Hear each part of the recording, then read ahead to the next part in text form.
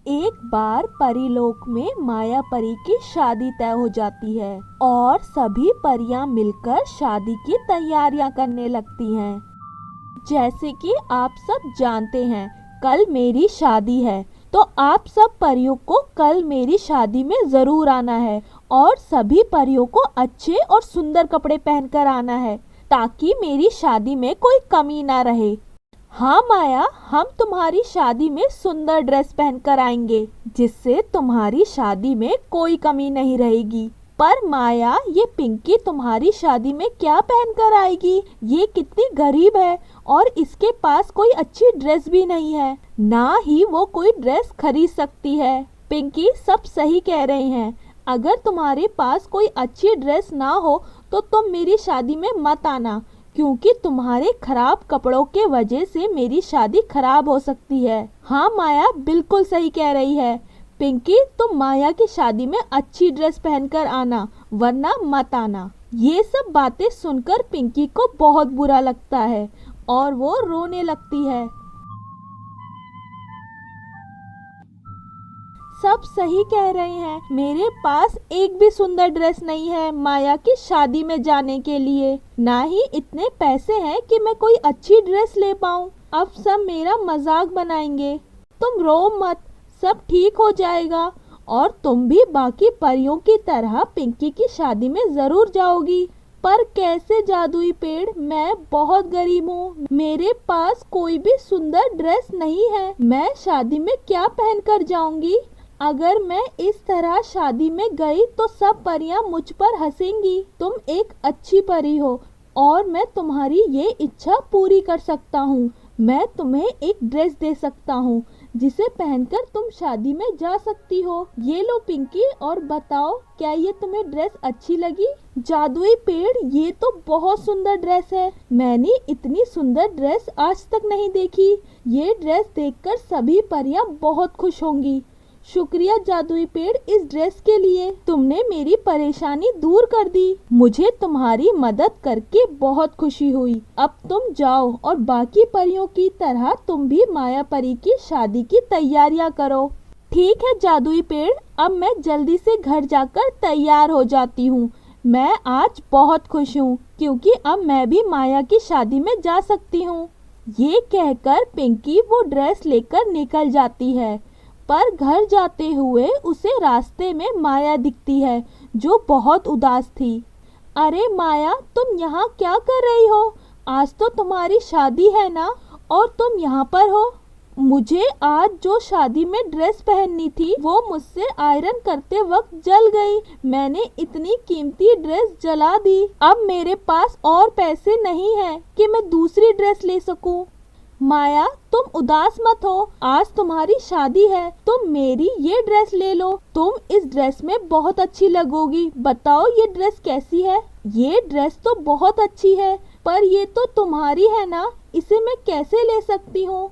और अगर मैं ये ले लूंगी तो फिर तुम क्या पहनोगी? माया, आज तुम्हारे पास ड्रेस होनी चाहिए, मेरे पास नहीं। अब तुम ये ड्रेस ले लो और जल्दी से रेडी हो जाओ। ठीक है पिंकी, शुक्रिया इस ड्रेस के लिए। इसके बाद पिंकी भी माया की शादी में पहुंचती है। पिंकी, हमने तुम्हें साफ साफ मना किया था, अगर तुम्हारे पास ड्रेस ना हो तो तुम शादी में मत आना, पर फिर भी तुम आ गई। तुम्हारे कपड़े देखो कितने पुराने हैं। तुम अभी इसी वक्त चली जाओ यहाँ से। पिंकी कहीं नहीं जाएगी। पिंकी के पास ये ड्रेस थी, पर उसने मुझे दे दी क्योंकि मेरी ड्रेस जल गई थी। पिंकी ने अपनी इतनी सुंदर ड्रेस मुझे दे दी, जबकि हमने उसकी गरीबी का इतना मजाक उड़ाया, फिर भी उसने मेरी इतनी मदद की। पिंकी, मुझे माफ कर दो, मुझे तुमसे ऐसे बात नहीं करनी चाहिए थी। हाँ पिंकी, हमें भी माफ कर दो, हमें भी तुमसे ऐसे बात नहीं करनी चाहिए थी। तुम्हारा दिल बहुत अच्छा है, तभी तो तुमने इतना सब होने के बाद अपनी ड्रेस माया को दी। नहीं, ऐसी बात नहीं है, माया को इस ड्रेस की ज्यादा जरूरत थी, इसलिए मैंने अपनी ड्रेस माया को दे दी थी। और मैं बहुत खुश हूँ कि मैं माया की मदद कर पाई, और मैं आप सबसे भी नाराज नहीं हूँ। चलो पिंकी, अब हमारे साथ चलो, आज तुम पूरी शादी में हमारे साथ रहोगी। परीलोक में बहुत सारी परियां एक साथ हंसी खुशी मिलजुल कर रहती थी। उन्हीं में से एक परी थी अनन्या परी, जो बहुत सुंदर सुंदर पर्स बेचा करती थी। अनन्या खुद अपने हाथों से उन पर्स को बनाती थी और सभी परियों को अनन्या के पर्स बहुत पसंद आते थे। एक दिन एक परी अनन्या के पास आई। अनन्या, कैसी हो तुम? मुझे आज एक पार्टी में जाना है। क्या तुम्हारे पास लाल रंग का पर्स है? मेरी ड्रेस लाल रंग की है, इसलिए मैं उससे मैचिंग लाल रंग का पर्स ढूंढ रही हूँ, पर वो मुझे कहीं भी नहीं मिला। क्या तुम्हारे पास है? हाँ बिल्कुल, तुम फिक्र मत करो, मेरे पास हर रंग के पर्स हैं। ये देखो, बताओ ये तुम्हें कैसा लगा? वाओ अनन्या, ये तो बहुत सुंदर है। मुझे मालूम था मुझे तुम्हारे पास ही पर्स मिलेगा। शुक्रिया अनन्या, मेरी मदद करने के लिए। अब मेरे पास मेरी ड्रेस से मैचिंग एक पर्स है। कोई बात नहीं, मुझे खुशी है कि तुम्हें तुम्हारी पसंद का पर्स मिल गया, और दोबारा आते रहना। वहीं पिंकी परी से कोई भी पर्स नहीं लेता था, क्योंकि पिंकी के पर्स इतने अच्छे नहीं होते थे।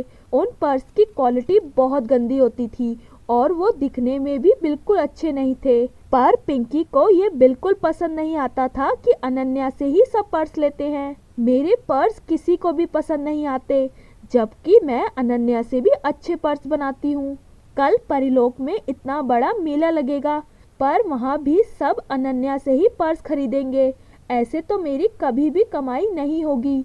मुझे कुछ ना कुछ करना होगा। मुझे कैसे भी करके कल अनन्या को मेले में आने से रोकना होगा। अगर अनन्या कल मेले में नहीं आएगी तभी मेरी वहाँ पर कमाई हो पाएगी। ये कहकर अगले दिन जब अनन्या पर्स लेकर मेले में जा रही होती है, तो पिंकी परी पीछे से आकर अनन्या को धक्का दे देती है, जिससे अनन्या नीचे गिर जाती है और उसके सभी पर्स कीचड़ में गिरने से खराब हो जाते हैं, जिसे देखकर उसे बहुत दुख होता है। ये क्या हो गया? मेरे तो सभी पर्स खराब हो गए। अब मैं मेले में क्या लेकर जाऊंगी? मेरा इतना बड़ा नुकसान हो गया।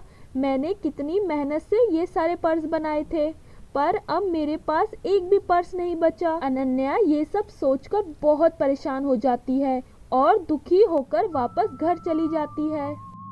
अब अनन्या के पास एक भी पर्स नहीं था। मेरे सारे पर्स तो खराब हो चुके हैं। अब मुझे कोई नया काम ढूंढना होगा। शायद आज मुझे कोई नया काम मिल जाए। ये कहकर अनन्या काम ढूंढने के लिए निकल जाती है, पर रास्ते में उसे कुछ अजीब लगता है, जिसे देखकर वो हैरान हो जाती है।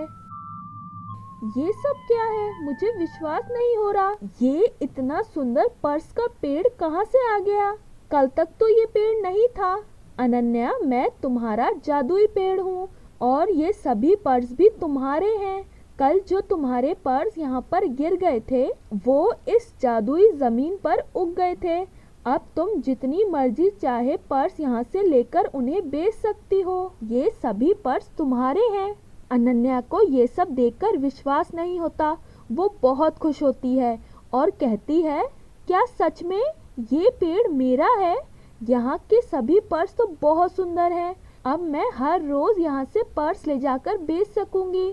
शुक्रिया जादुई पेड़। कोई बात नहीं अनन्या, मुझे तुम्हारी मदद करके बहुत खुशी हुई। कल जो तुम्हारा नुकसान हुआ था वो अब पूरा हो गया। अब तुम्हें पर्स बनाने की जरूरत नहीं है। मेरे पास सुंदर सुंदर नए डिजाइन के पर्स हैं, तुम इन्हें ले जाकर बेच सकती हो। ये कहकर अनन्या खूब सारे सोने और चांदी के पर्स ले जाकर बेचने लगती है। अब उसके पर्स और भी सुंदर थे। अब और भी परियां अनन्या से ही पर्स लेने आने लगती हैं, क्योंकि अनन्या के पर्स अब असली सोने और चांदी के थे, जिसे देखकर पिंकी परी को बहुत हैरानी होती है। मैंने कल ही अनन्या के सभी पर्स खराब कर दिए थे, फिर आज उसके पास इतने सुंदर सुंदर पर्स कहाँ से आ गए? ये सारे पर्स तो असली सोने और चांदी के हैं। कोई बात नहीं, मैं इन्हें अनन्या से ले लूंगी, फिर उसके पास बेचने के लिए कुछ भी नहीं बचेगा। इसी शक में पिंकी अनन्या का चुपके से पीछा करती है और वो उस जादुई पेड़ तक पहुंच जाती है। अच्छा, तो अनन्या इस जादुई पेड़ से पर्स लाती है। अब मुझे सब समझ आया कि कैसे आज अनन्या के पास इतने सोने और चांदी के पर्स थे। मैं अभी इस पूरे पेड़ को बर्बाद कर दूंगी, फिर अनन्या यहाँ से भी पर्स नहीं ले जा पाएगी। अनन्या के वहाँ से जाने के बाद पिंकी उस पेड़ में आग लगाने लगती है, पर वो जादुई पेड़ गुस्से में आ जाता है और अपने जादू से पिंकी परी को एक पेड़ बना देता है। लालची परी, तुम्हारी यही सजा है। अब तुम हमेशा यही इस तरह पेड़ बनकर रहोगी और किसी को भी परेशान नहीं कर पाओगी। नहीं, मुझे माफ कर दो, मुझे जाने दो, छोड़ दो मुझे पेड़ बनकर नहीं रहना। मैं अब कभी ऐसी गलती नहीं करूंगी। इस तरह पिंकी को उसकी गलती की सजा मिल जाती है और अनन्या अपना पर्स का पेड़ पाकर बहुत खुश रहती है।